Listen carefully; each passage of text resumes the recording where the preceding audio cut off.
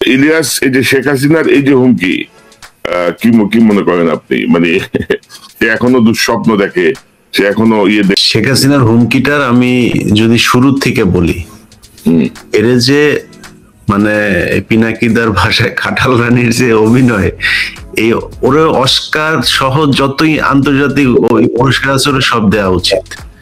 আপনি শুরুটা দেখেন, শুরুটাতে সে বলছে যে ছাত্রলীগের যেই ছেলে, আমি শুরু থেকে শুনলাম, সে বলছে যে আপা আমি হচ্ছে এই তার পরিচয় দিল পুরা। আচ্ছা, তারপরে সে বলল যে আমি অনেক আগে থেকে আপনার সাথে কথা বলবো মনে করছি, কথা বলা হয়নি। মানে দেশে থাকতে সে সুযোগ পায় নাই কথা বলতে, ইন্ডিয়াতে যাওয়ার পরে শেখ হাসিনার নাম্বার সে পেয়ে গিয়েছে। এটা পুরো জিনিসটা একটা সাজানো নাটক।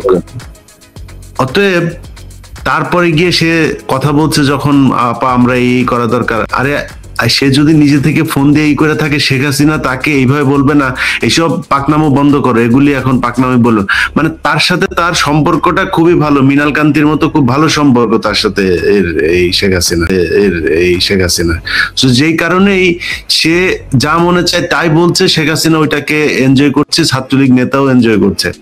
আর সব শেষ যেটা, সেটা হচ্ছে যে বাংলাদেশের মানুষের না, ধরেন একটা বিশাল সমস্যা আছে ভাই, এটা না বলে পারছি না। আমি এই ছাত্র আন্দোলনে যারা জীবন দিয়েছে তাদের প্রতি সম্মান রেখে বলছে, এই মানুষের ভীষণ সাহস দেখেছি। একটা শ্রেণী আছে যে সুশীল শ্রেণী, এই সুশীল মার্কা আর হচ্ছে মধ্যবিত্ত কিছু একটা ইয়ে আছে, এবং আরেকটা হচ্ছে ওই যে কি বলে, কি যেন একটা বলে যে ওই আমরা পলিটিক্স পছন্দ করি না, কি যেন একটা আই হেট পলিটিক্স, এটা খুব ফ্যাশন করে তারা বলে।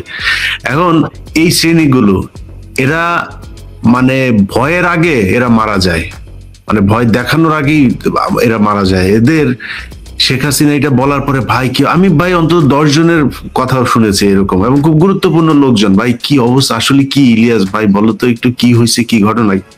আরে ভাই কি হয়েছে? কারণ মাহমুদ ভাই, আমি ওনার ওই দিনের এইটা দেখেছি, আমি এখন আমার চোখে ভাসে কুষ্টিয়াতে যে ঘটনা, ওনার শরীরে রক্ত, পুরো শরীর রক্ত। মাহমুদ ভাই মানে একা যেভাবে মানে ভাষণ দিচ্ছে, মানে এইটা হইতে হবে। মানে একজন মানুষের যদি মিনিমাম ন্যূনতম ঈমান থাকে, তার এই সাহসটুকু অন্তত মুসলমান হিসেবে তার থাকা উচিত। ভাই ছাত্ররা বাংলাদেশটা স্বাধীন করে দিয়েছে, এদেশের মানুষ রক্ত দিয়েছে, এখনো এত ভয় পাইতে হবে? এই ফাঁকে আরেকটা কথা বলে রাখি, মাহমুদ ভাই 10 তারিখে কুষ্টিয়াতে যাচ্ছেন। কুষ্টিয়া 10টা থেকে 11টার দিকে তিনি কুষ্টিয়া কোর্টে থাকবেন। শেখ হাসিনার বিরুদ্ধে একটা মামলা করছেন মাহমুদ ভাই। সো আমি এরই মধ্যে চুয়াডাঙ্গা কুষ্টিয়াতে অনেককেই বলেছি, আমাদের অনুষ্ঠান আজকে যারা দেখবেন তাদেরকেও অনুরোধ করা থাকলো যে ওই দিন আপনারা আদালত প্রাঙ্গণে থাকবেন। মাহমুদ ভাইকে, উনি যদিও আমাকে এটা বলেন নাই, তারপরও আমি আপনাদেরকে বলছি যে ওনাকে সম্মান দেখানোর জন্য আপনারা সেখানে থাকবেন, ওনাকে রিসিভ করবেন। তো এখন ধরেন শেখ হাসিনা সেখানে বলল যে আমি 1 মাসের মধ্যে করে দিব। আমার কথা একজন আবার আমার এই কথাটা বলছে, খুব বড় এক সাংবাদিক, বলছে ইলিয়াস উনি শুনছে, উনি যে বলছে যে 1 মাসের মধ্যে যে চলে আসবে, এবং উনি কিন্তু বলতেছে যে আমি যেটা বলি সেটা আমি করি। এটাতে নাকি সে খুব ভয় পাইছে। তো আমি তার ঠিক এইভাবেই বলছি, আমি বলছি ভাই শেখ হাসিনার জীবনে কোনোদিন যেটা বলে সেটা সে করে নাই। সে সেই 86-তে নির্বাচনে সে বলছে যে নির্বাচনে যাবে সে হলো জাতীয় বেঈমান। তারপরে আবার নির্বাচনে গেল, পরের দিন এরশাদের সাথে লং ড্রাইভে যায়। তারপরে মিনাল কান্তির সাথে কথা দিয়েছে, সেই কথা তিনি রাখেন নাই। ওয়াজেদ মিয়ার সাথে বিয়ে করেছেন, ওয়াজেদ মিয়ার সাথেও তিনি সেই কথা রাখেন না। কারণ ওয়াজেদ মিয়া দ্য গার্ডিয়ানে যে বক্তব্য, যে সাক্ষাৎকার দিয়েছেন, সেই সাক্ষাৎকার যদি আপনি পড়েন তাহলে দেখেন ওয়াজেদ মিয়া তার প্রতি কত পরিমাণে বিরক্ত ছিল। এবং শেষ বছরগুলোতে, বছর না শেষ যুগে একটা শেষ শেখ হাসিনা মানে ওয়াজেদ মিয়া মারা যাওয়ার আগের একটা যুগ তাদের সাথে কোনো সম্পর্ক ছিল না।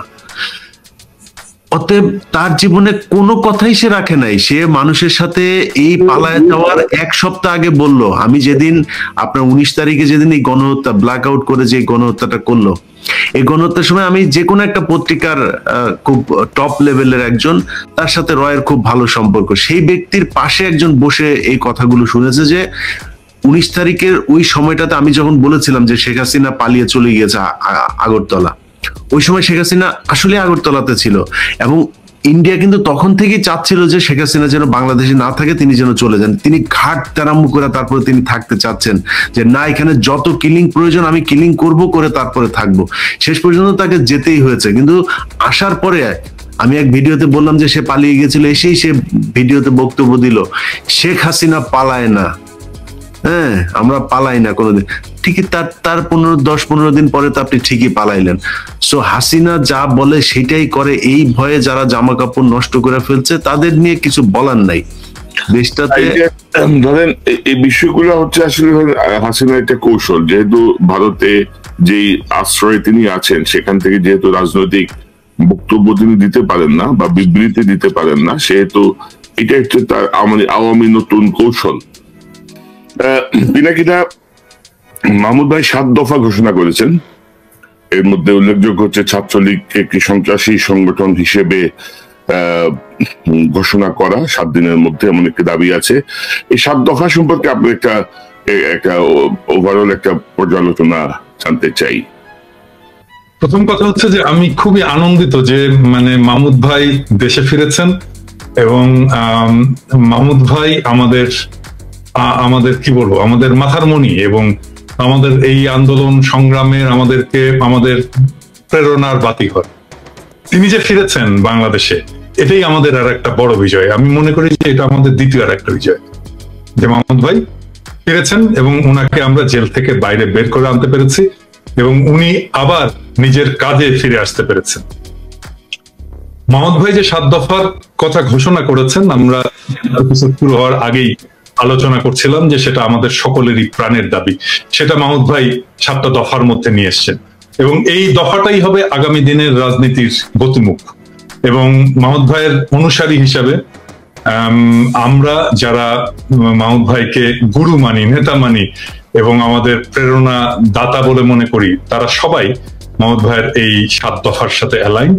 আমি প্রথম যে বিষয়টা নিয়ে কাজ শুরু করতে চাই সেটা হচ্ছে যে ছাত্রলীগকে সন্ত্রাসী সংগঠন হিসাবে ঘোষণা দেওয়া। এবং এই কাজটা কিন্তু মাহমুদ ভাই আমরা শুরু করেছিলাম যখন বিপ্লব চলছিল। সেই সময় আমরা ফ্রেঞ্চ মিডিয়াতে আমরা এটা নিয়ে কাজ করেছিলাম এবং ফ্রান্স 24 একটা ডকুমেন্টারি তৈরিও করেছে, যার 2টো আমি ওখানে ইন্টারভিউ দিয়েছিলাম, কিছু তাদেরকে ডকুমেন্ট সাপ্লাই দিয়েছিলাম। 2টো এপিসোড কিন্তু বিপ্লবের সময় তারা প্রচারিত করেছিল এবং আরো 5টা এপিসোড এটা হবে। সো আমরা এটাকে রিইনফোর্স করব। আমি ওদের সাথে আবারও যোগাযোগ করব যেন আপনার এই দাবিটার প্রতিফলন তাদের এই ডকুমেন্টারিটাতে থাকে। এবং আমরা কিন্তু গ্লোবালি একটা হিউম্যান ক্রাই সৃষ্টি করতে পেরেছিলাম ছাত্রলীগের এই সন্ত্রাস নিয়ে এই বিপ্লবের সময়, এবং গ্লোবাল মিডিয়া কিন্তু এটার সাথে অ্যালাইন। আজকে মাহমুদ ভাই যে দাবিটা তুললেন, সেই দাবিটা বাংলাদেশের মিডিয়াতে নিয়ে এটাকে একটা বাংলাদেশের ফেনোমেনন হিসেবে আমাদের তৈরি করতে হবে। এবং আমি ঠিক জানি না মাহমুদ ভাই আমার দেশ নিয়ে কি পরিকল্পনা। আমার দেশটা যদি এখন প্রচারিত হতো বাংলাদেশ থেকে, আমাদের শক্তি আরো বহুগুণে বৃদ্ধি পেত।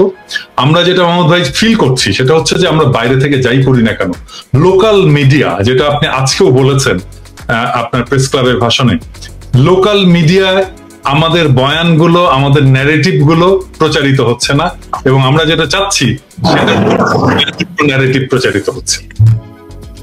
তো সেই জন্যেই আমাদের দরকার যে যত দ্রুত সম্ভব মাহমুদ ভাইয়ের আমার দেশ এটা প্রকাশিত হোক, এবং আমার দেশ প্রকাশিত হওয়ার সাথে সাথেই আমাদের বাইরে থেকে আমরা যে ন্যারেটিভ গুলো এতদিন ধরে বয়ান তৈরির চেষ্টা করতাম সেটা কনফার্মড একটা মাটিতে প্রথিত হতে পারে। না, ওইটা কিন্তু আপনি যদি বলছিলেন অত্যন্ত গুরুত্বপূর্ণ, যে আপনি যদি দেখেন যে মিডিয়ার ভেতরে এখন পর্যন্ত ফ্যাসিবাদের যে এজেন্টরা সক্রিয়, মাহমুদুর রহমান দেশে গেলেন, জেলে গেলেন, তাকে নিয়ে ধরেন যে আলোচনাটা হওয়া দরকার ছিল আমাদের পত্রিকাগুলোয়, আমাদের টেলিভিশনের টক শো গুলোয়, সেই জায়গা থেকে কিন্তু তার খুব সচেতন ভাবে বিরত ছিলেন।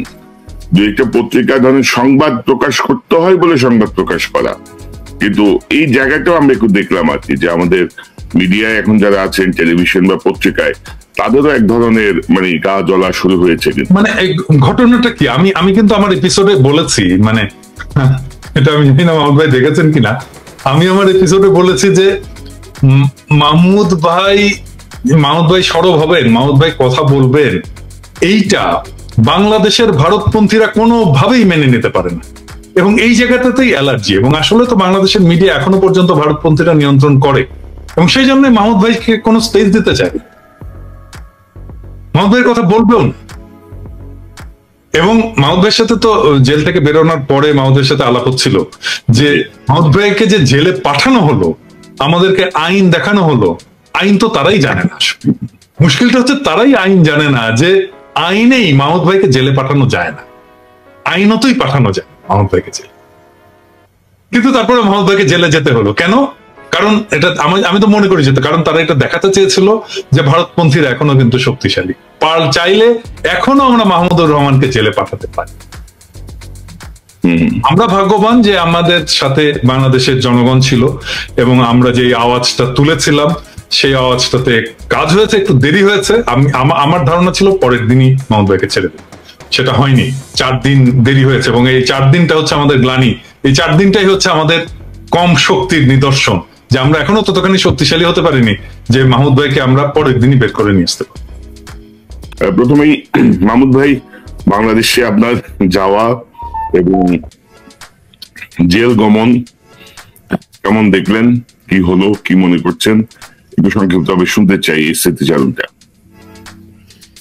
না, 6 বছর পরে বাংলাদেশে ফিরে তো খুবই আনন্দিত বোধ করছি, এবং আল্লাহর কাছে শুকর জানাই, এবং এই আন্দোলনে, এই বিপ্লবে যারা শহীদ হয়েছেন তাদের স্মৃতির প্রতি শ্রদ্ধা জানাচ্ছি, এবং যারাই আন্দোলন করেছেন, এই বিপ্লব করেছেন, তাদেরকে অসীম কৃতজ্ঞতা তাদের সবার প্রতি।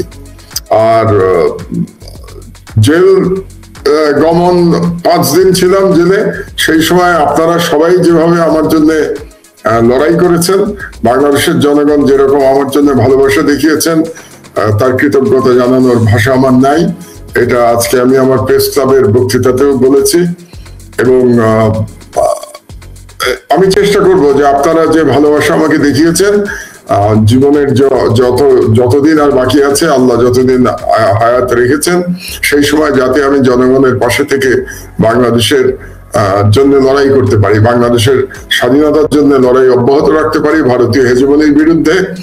আর হাসিনার যে ফ্যাসিবাদ, সেটা যেন বাংলাদেশে আবার কোনোভাবে কোনো ফাঁক ফোকর দিয়ে ফিরে আসতে না পারে, তার জন্যও যেন আমার লড়াই অব্যাহত রাখতে পারি, এটাই আপনাদের কাছে মানে দোয়া চাচ্ছি, এবং ইনশাআল্লাহ এই লড়াই আমি অব্যাহত রাখবো। এবং আমরা আশা করি বাংলাদেশের উপস্থিত থেকে আপনি এই ফ্যাসিবাদের এখনো যেই অর্থাৎ এজেন্টরা সক্রিয় আছে তাদের ব্যাপারে আপনি জোরালো ভূমিকা রাখবেন। দেশের বাইরে থেকে তো আমাদের সহযোগিতা আপনার প্রতি থাকবে ইনশাল্লাহ। যতদিন বেঁচে আছি দেশের জন্য কাজ করব। রাইট, ইলিয়াস, আপনার কাছ থেকে একটু শুনি, মাহমুদ ভাই জেলে যাওয়া, মাহমুদ ভাই 7 দফা দাবি বা সার্বিক পরিস্থিতিটা আপনি যদি একটু বলেন আমাদের। আসসালামু আলাইকুম।